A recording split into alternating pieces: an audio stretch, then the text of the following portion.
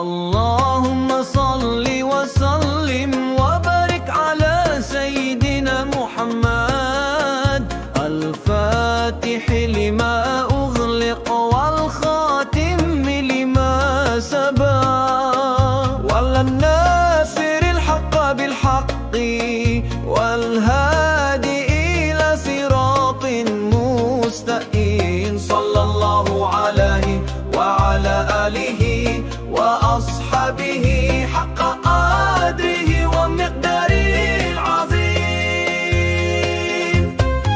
Ya Allah, limpahkanlah shalawat, salam dan keberkahan kepada junjungan kami Nabi Muhammad, pembuka apa yang terkunci, penutup apa yang telah lalu, pembela yang hak dengan yang hak, dan petunjuk kepada jalan yang lurus. Semoga Allah melimpahkan shalawat kepadanya, keluarga dan para sahabatnya, dengan hak derajat dan kedudukannya yang agung.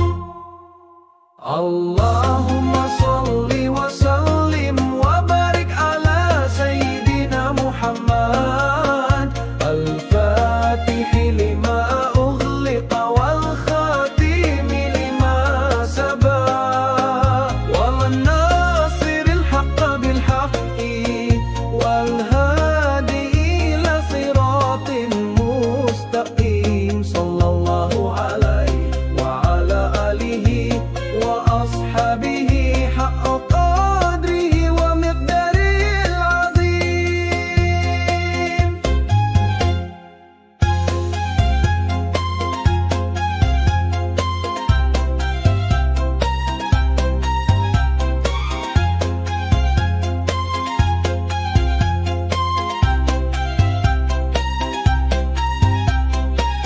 Ya Allah, limpahkanlah shalawat, salam dan keberkahan kepada junjungan kami Nabi Muhammad, pembuka apa yang terkunci, penutup apa yang telah lalu, pembela yang hak dengan yang hak, dan petunjuk kepada jalan yang lurus. Semoga Allah melimpahkan shalawat kepadanya, keluarga dan para sahabatnya, dengan